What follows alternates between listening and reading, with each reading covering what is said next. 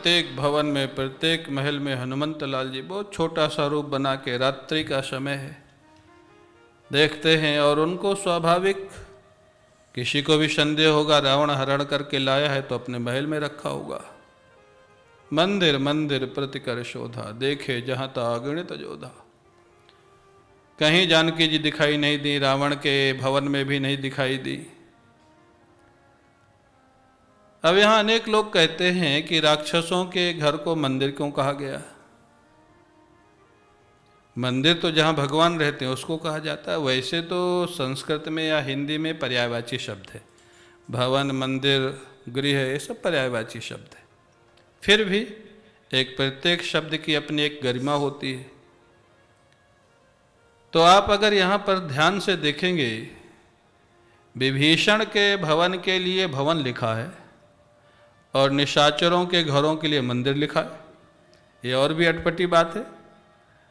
विभीषण के लिए लिखा भवन एक पुण्य दीख सुहावा, हर मंदिर तहाँ भिन्न बनावा।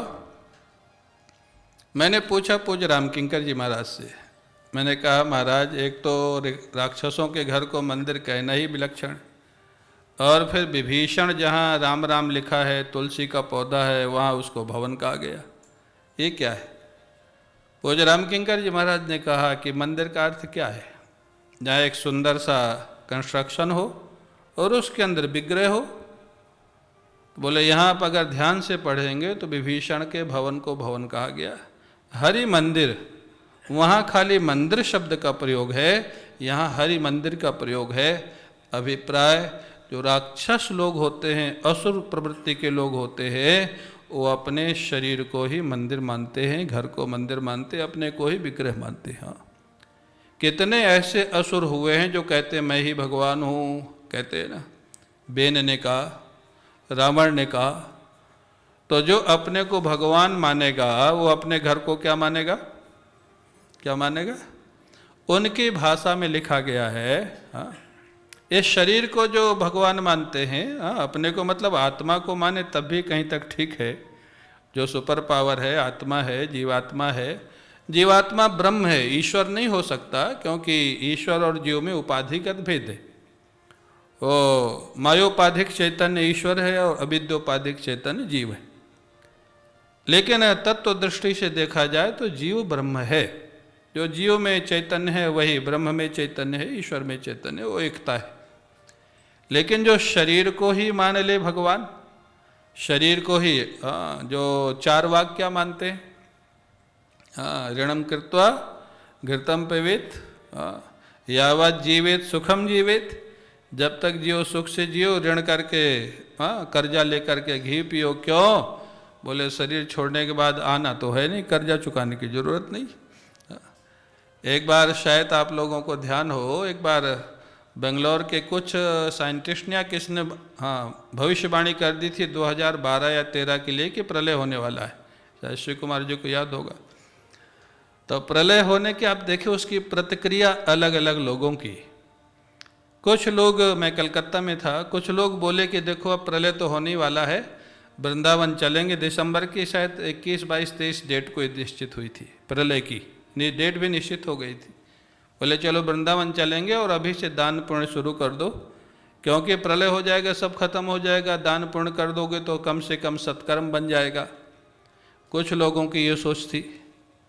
एक दो लोगों की ये भी सोच थी जितना कर्ज लेना लेके खाओ पियो, देना तो पड़ेगा नहीं जब प्रलय हो जाए। आप सोचो एक ही घटना को दो तरह से देखने वाले लोग। एक कहता है जब प्रलय हो जाना तो देने की जरूरत ही नहीं, खाओ पियो लेके जितना भी लेना है। एक कहता है अच्छे सत्कर्म कर लो। तो ये जो आसुरी प्रवृत्ति के लोग होते हैं वो शरीर को ही अपने को भगवान मानते हैं। जो भगवान मानते हैं तो जहाँ रहते हैं उसको मंदिर रूप व्यंग में कहा गया। जहाँ यथार्थ मंदिर शब्द का प्रयोग है वहाँ लिखा है भाई भवन तो हमारा है, लेकिन एक अलग से भगवान का मंदिर बना हुआ है। और अलग से भगवान का मंदिर केवल बना हुआ नहीं है, तुलसी का पौधा है, राम नाम लिखा हुआ है सब जगह। सुंदर पूरा एक भक्त की जो पहचान होती है। भक्त की पहचान अगर आप कुछ अपने शरीर में धारण नहीं करते तो मैं नहीं मानता हूं कि आप गंभीर भक्त हैं भगवान के। मैं तो हमेशा कहता हूं, मान लीजिए ये स्कूल है, यहाँ का कोई ड्रेस कोड होगा, पुलिस का एक ड्रेस कोड होता है, आर्मी का एक ड्रेस कोड होता है। अगर वो पहन के नहीं जाए तो आप इसमें एंट्री मिलेगी क्या भाई? आप लोग सब विद्या भारती के लोग हैं। अगर बच्चा स्कूल में ड्रेस पहन के ना हो तो एंट्री देंगे? पुलिस का जवान ड्रेस में नहीं जाए तो क्या ऑफिस में एंट्री मिलेगी? आर्मी का जवान अगर ड्रेस में नहीं जाए तो एंट्री मिलेगी? तो क्या भगवान का घर इन लोगों से भी कमज़ोर है उनका ऑफिस? आप अगर राम भक्त हैं तो तुलसी की माला पहने, कृष्ण भक्त हैं तुलसी की माला पहने, शिव भक्त हैं रुद्राक्ष की माला पहने। कोई ना कोई चिन्ह आपके शरीर में ऐसा होना चाहिए जो बताता हो कि आप किसकी पार्टी में हैं और किन से जुड़े हुए। हाँ, ताली तो बजा लो अगर आपको अच्छा लगा हो। मेरे को इस बात में साउथ के लोग बहुत अच्छे लगते। कल भी यहाँ 2-3 साउथ के लोग थे विज्ञान भारती के, और कहीं भी जाएंगे अपनी ड्रेस चेंज नहीं करते। यहाँ भस्म और रोली सुबह जरूर लगाएंगे, वो चाहे राजनेता हो, चाहे आईएएस हो, चाहे आईपीएस हो, चाहे बिजनेसमैन हो। और प्रायः लोग जैसे कटी वस्त्र पहनते हो ठीक है, लेकिन भस्म जरूर धारण करते। और हमारे आप में यहाँ कितने लोग हैं जो सब भगवान के भक्त थे, बुरा नहीं मानना, लेकिन भगवान के चिन्ह कितने लोगों ने धारण किया? देवो भूत्वा देवम यजेत, ये हमारी संस्कृति है। आप भगवान का कुछ यूनिफॉर्म आपके जीवन में दिखना चाहिए ना। कालिए नाग जब भगवान ने मर्दन कर दिया तो भगवान ने कहा आप जाओ, तुम अपने रमणक द्वीप को जाओ, वहाँ आराम से रहो। बोले नहीं जाऊँगा। क्यों? बोले बहुत मारेंगे मेरे को, गरुड़ जी उनसे मेरा झगड़ा है। भगवान ने कहा अब नहीं मारेंगे। क्यों प्रभु, अब क्यों नहीं मारेंगे? बोले तेरे सिर पर मेरे चरणों का निशान बन गया है। चरणों का निशान बन गया, पहचान जाएंगे इसलिए भगवान कृष्ण का भक्त है। तुम अब मेरे परिवार में शामिल हो गए हो, अब तुमको गरुड़ जी नहीं मारेंगे। भागवत भी यही शिक्षा देती है, रामायण भी यही शिक्षा देती है, सनातन धर्म यही कहता है। और मैं तो कभी कभी कहता हूँ व्यंग में, इस्कॉन में जो फॉरेनर्स लोग हैं वो चोटी रखाते हैं, तिलक लगाते हैं, हाथ में माला झोले लिए रहते हैं, धोती कुर्ता पहनते हैं। हमारे सभी लोग उनको देख के प्रसन्नता तो व्यक्त करते हैं, देखो देखो देखो कितना अच्छा लग रहा है, कितनी अच्छी धोती पहना है, कितना अच्छा तिलक लगाया है। अच्छा लगाया है तो अपने को लगाने में क्या समस्या है? भागवत कथाओं में तो मैंने नियम बना दिया है, भागवत कथा में जितने श्रोता आते, मैं जानता हूँ अपने कमरे से लगा के तो आते नहीं हो, मैं गेट पे 2 लोग बैठा देता हूँ, एक पुरुष और एक महिला। और आजकल तो सांचे बने हुए आते हैं, राधा नाम के, कृष्ण नाम के, चंदन और सांचा। जो आवे एंट्री तभी तो जब उसके माथे पर एक बार लगा दो तिलक। और एक्चुअली मैं देखता हूँ जब सारे लोग तिलक लगा के बैठे होते हैं, पीले दुपट्टे डाल के बैठे होते हैं, ऐसा लगता ही नहीं, ऐसा लगता है जैसे वास्तव में गोकुल प्रकट हो गया, ऐसे लगता है। तो हमको आपको ये सारा सीखना है। तो मैं आशा रखता हूँ कल से शायद आप थोड़ा कुछ परिवर्तन करके आएंगे। नहीं करके आए तो ताली बजा लो, नहीं तो मत बजाओ। जिसने बनाई है सबको लगाना होगा, नहीं तो हम खेतान जी से कह देंगे गेट पे व्यवस्था करा देंगे। हाँ ये देखो, ये अच्छा हुआ ना, हमारी प्रिंसिपल रीना गोयल, ऐसी बात होनी चाहिए। वो बोले यहीं व्यवस्था हो जाएगी, तो आपके लिए और सुविधा हो गई। जो घर से लगा के आएंगे वो पक्के माने जाएंगे, और जो यहाँ लगवाएंगे वो कच्चे माने जाएंगे।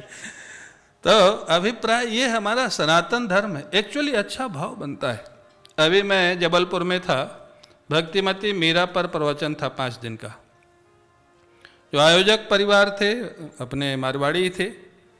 लास्ट डे मैंने उनके बच्चियों को कहा कि तुम मारवाड़ी ड्रेस पहनो। मीराबाई मारवाड़ी थी, और वो जो महाराज चुनरी और लहंगा पहन के और वो क्या क्या यहाँ लगाते हैं माताएं, वो पहन के आई। एक्चुअली शिव कुमार जी मेरे को लगता था ये उनकी जो बड़ी बेटी थी, लगता साक्षात मीरा है। हाँ, ये सब लोग थे म्यूजिशियन वहाँ।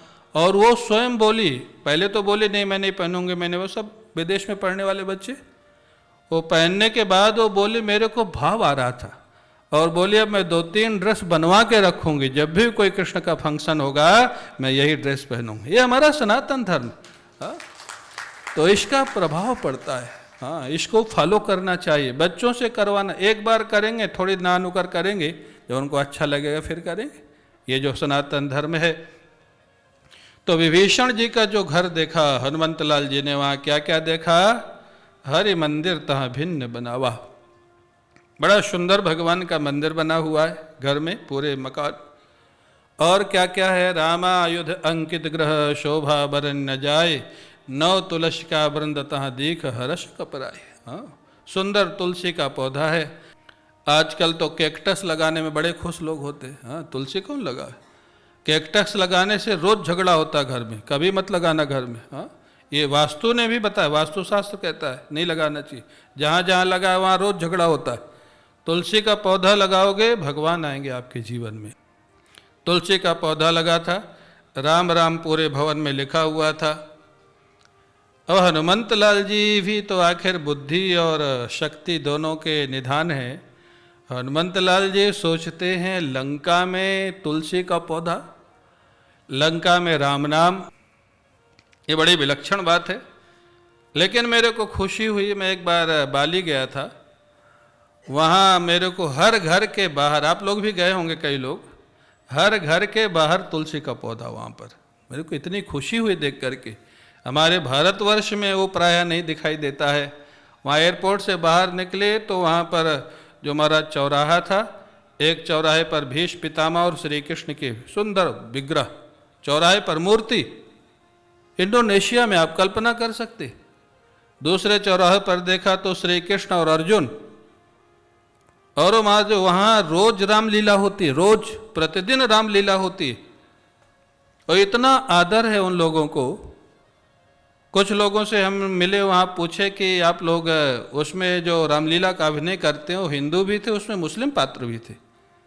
मैंने पूछा कि भाई आप लोग तो मूर्ति पूजा मानते नहीं, आप ये रामलीला कैसे करते? इतना सुंदर जवाब दिया। उन्होंने कहा किसी कारण से धर्म बदला है, पूर्वज नहीं बदले हमने। हाँ, पूर्वज हमारे वही है। क्या कल्पना है! हमको सुन के दंग रह गया। एक मुस्लिम कंट्री में और इस ढंग की भावना है, इतना आदर हिंदुओं का करते हैं वहाँ पर। और एक हमारा देश है जहाँ हिंदू ही हिंदू के पीछे लगा हुआ है। ये जो हालत है ना, संसद में बोलते हिंदू हिंसक, आश्चर्य की बात है। चलिए वो चर्चा अलग है, वो चर्चा यहाँ नहीं करना है। लेकिन कहने का अर्थ क्या है? तुलसी का पौधा, राम राम सारे भवन में लिखा हुआ है। हनुमंत लाल जी सावधान है। क्यों? हाँ, विपक्ष में जाइए, विदेश में जाइए, दूसरे पक्ष में जाइए तो एकदम से इमोशनल मत हो जाइए, वहाँ थोड़ा सावधान रहिए। वहाँ ठगी भी हो सकती है, गड़बड़ भी हो सकता है, आपको आपके धर्म को ब्लैकमेल कर सकते हैं, आपके धर्म को दिखा करके। हनुमंत लाल जी सोचते हैं लंका निश्चर निकर निवासा, यहाँ कहाँ सज्जन कर वासा। यहाँ तो सारा निशाचरों का राज्य है, राजा भी निशाचर, प्रजा भी निशाचर। और कोई घर मेरे को ऐसा मिला नहीं, जितने भवन मैंने देखे सब जगह कोई मदिरा पी रहा है, कोई मांस खा रहा है, कोई कुछ कर रहा है, जितने निशाचरी कर्म है। एक ही घर मिला जहाँ राम राम